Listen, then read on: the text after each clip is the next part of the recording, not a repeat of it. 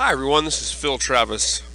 This is a presentation on America at mid-century, but really America in the first half of the 1800s and how the changes in this time period led to ultimately create the factors that played into the Civil War. So this presentation really talks about changes in the United States when it comes to expansion, when it comes to economics, when it comes to industrialism, and how these things changed the political spectrum in the United States, and how they also changed the lives of individuals in the United States throughout the first half of the 1800s. And we're going to consider generally how this establishes some of the key ingredients that ultimately lead to, in the 1850s, the Civil War. So first, I want you to take a look at this painting, which is by Norman Gast. Of course, it's a 1872 painting. It's titled American Progress. And of course, it's depicting manifest destiny of the Democratic Republican era, running from Thomas Jefferson through President James K. Polk.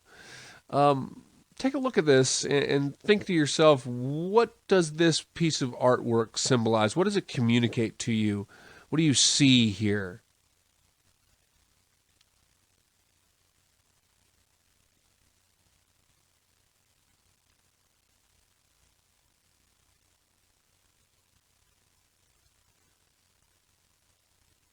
Well, you see a lot of the characteristics of the things that we're going to talk about today, factors that are incredibly significant when it comes to the development of the Civil War.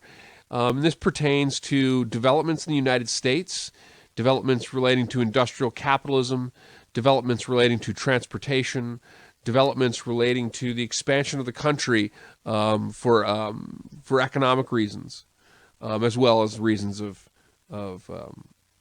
resources and territorial strength and foreign policy as well. But it tells you a lot about how the United States envisioned its expansionist moment. In particular, I think it points out a few characteristics of America at mid-century, that Gast painting, that is. It shows that America envisioned itself as expansionist. It was expansionist, of course. Destinarian. It believed it had a destiny to expand across the continent against other peoples, Native Americans, that it certainly saw as lesser. It was Christian and Protestant. It was white. This expansionist tendency in the United States really began with Thomas Jefferson, who here is a famous painting of Jefferson, and it really began with the Louisiana Purchase. The Louisiana Purchase, of course, opened up a massive section of the continent as Jefferson purchased the Louisiana Territory from Napoleon Bonaparte of France, for an incredibly low price. And the territory pretty much doubled the size of the United States. The United States would, throughout the first half of the 1800s, have a significantly growing population as immigrants came to the United States from places like Europe, looking to farm, looking for other opportunities, and the new territories opened up immigration out west. And you will see this immigration for pursuit of personal advancement. This expansion is a fundamental part of the ingredients that go into causing the Civil War. Another major area of expansion occurred during the presidency of James K. Polk, who was president from 1845 to 1849. And of course, Polk effectively instigated the Mexican-American War. Mexico was a very weak, fledgling country at the time, had very difficult political situations. It could hardly control its territories of Texas and California, and of course, the Texans had revolted in 1836, but successive presidents had refused to annex Texas. However, there was a great deal of pressure in the United States as Americans increasingly moved west into territories like Texas. And as these areas seemed more and more opportunistic in value for the United States, and Polk effectively incited the war with Mexico over tensions after he sent General Zachary Taylor to the disputed border of Texas. In the Mexican-American War, of course, the United States took pretty much all of the southwestern territories, Texas and California, or what would become Arizona and New Mexico. Polk also was responsible for agreeing a treaty with the British to acquire or to demarcate, really, the Pacific Northwest territories with the current northern border of Canada and Washington State.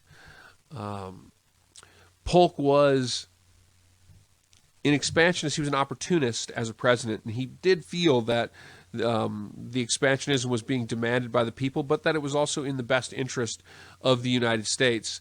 And the United States very much took its manifest destiny in acquiring lands in the American Southwest for its own opportunity and its own gain.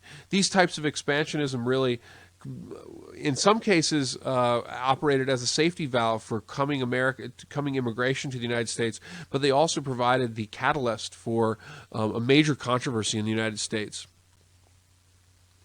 So this map basically shows you the territorial expansion from this era. You can see the huge territories acquired, and the expansion into these territories will immediately spark in the United States sectional crises that lead to the Civil War.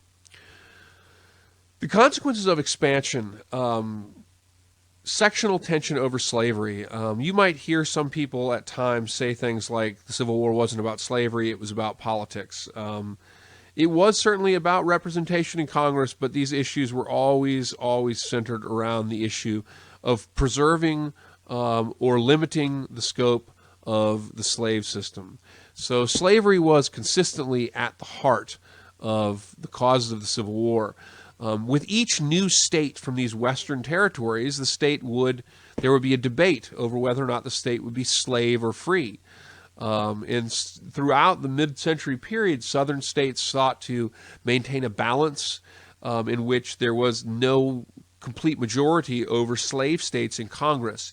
And in particular, the Senate by the 1850s was the key for the southern states because, of course, every state has 2 senators, and so Southerners believed that if they could maintain a balance of southern slave states versus northern states, they could always take action to prevent any kind of action that could prevent the continuation of the slave system in southern states. The first controversy, the major controversy over a free or a slave state came with Missouri in 1820. And this resulted in, after Missouri sought admittance to the Union in 1820, there was a huge debate and a fight over whether or not Missouri would be admitted as a slave state or a free state. Henry Clay famously was involved in the debate and famously created the so-called Missouri Compromise. And the Missouri Compromise basically demarcated northern and southern slave and free areas. According to the Missouri Compromise, Missouri, which had a large amount of slave owners ultimately desire to move to the area, Missouri entered the Union as a slave state, but until that point, the southern border of Missouri, which was the 3630 line, would be the northernmost border from which a slave state could be. So Missouri would be this exception to the rule. They would be above the 3630 line and allowed to be in with slaves, but no other new state admitted to the Union could be above the 3630 line and have slaves. And so this demarcation really was for, until the 1850s, the kind of reference to whether or not states would come in slave or free. There was a second compromise after the Mexican-American War over California, in which California sought admittance as a free state, and Southerners and Northerners again fought over the admittance of California. Southerners created a compromise with Henry Clay again and Daniel Webster as well to allow California in as a free state, but to also have the legislation accompanied with a more stringent fugitive slave law.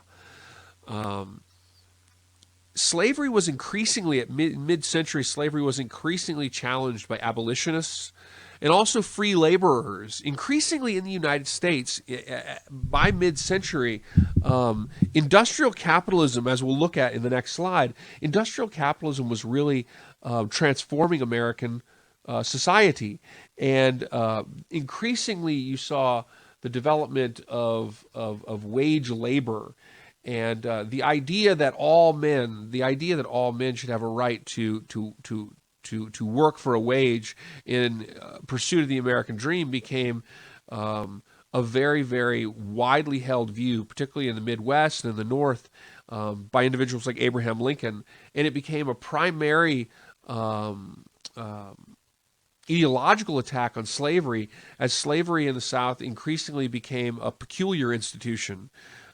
It was a case of an institution that was based in bondage in a country that was increasingly being defined by free wage labor. Slavery was defended in the South largely as protecting white Southern economy and culture, meaning something like 75% of the Southern population did not own slaves, but yet defended the institution.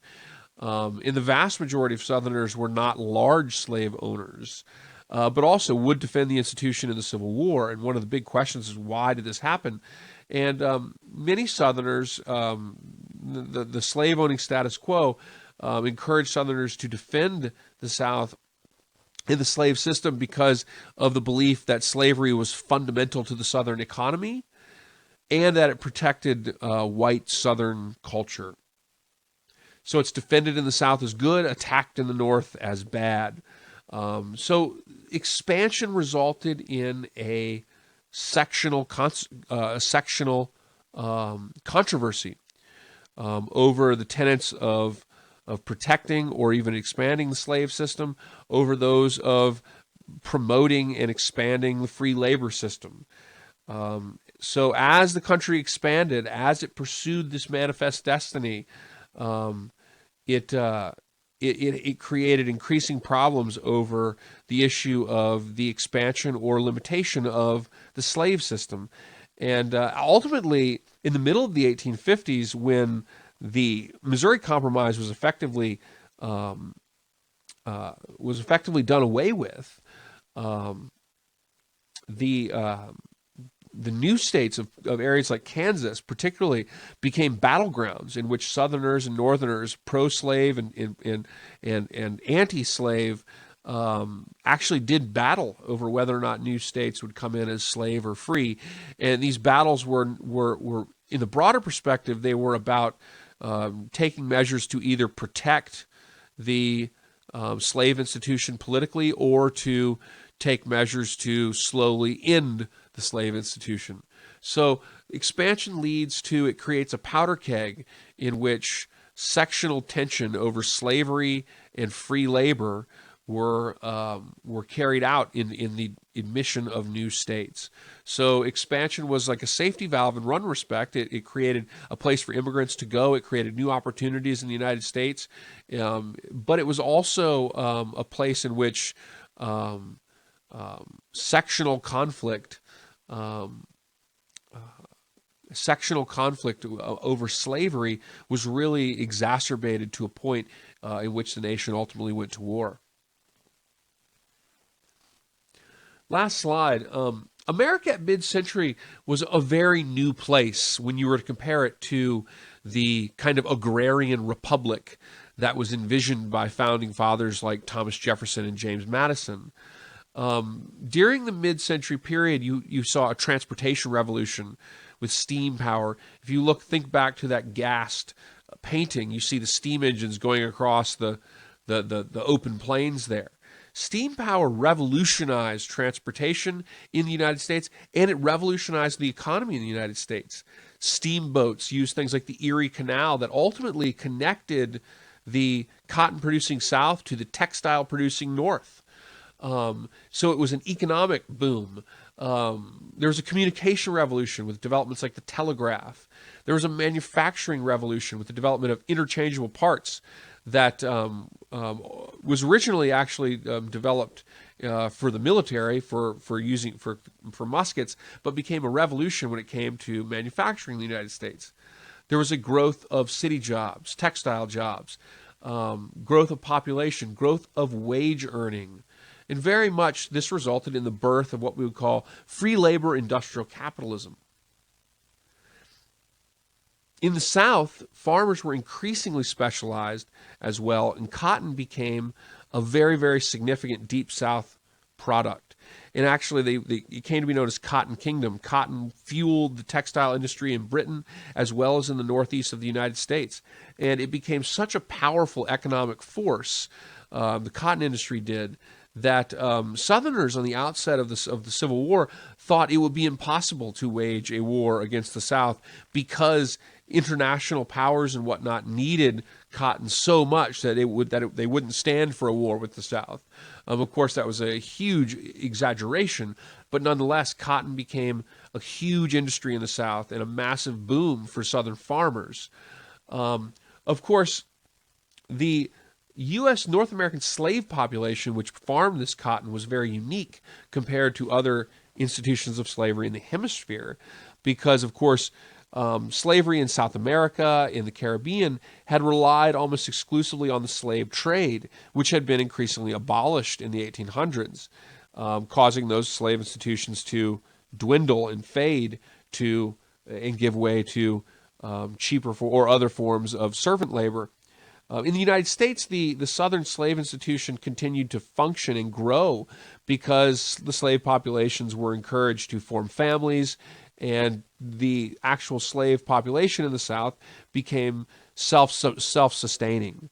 And so the slave system in the South was entrenched at a time in which other areas of the Americas, it was slowly and naturally fading away. And so the entrenchment of the Southern slave system encouraged Southerners to defend and fight and protect the slave institution, which it saw as absolutely integral to its economics, and it encouraged abolitionists and free laborers in the northern section to fight for its limitation and in many cases its end as a system. Mid-century America, by the way, also changed life for women. Women increasingly were encouraged, at least non-working class women, were encouraged to lead domestic lives. Workers and women both had their lives fundamentally changed by the birth of industrial capitalism. Laborers were barred, for example, from drinking at work.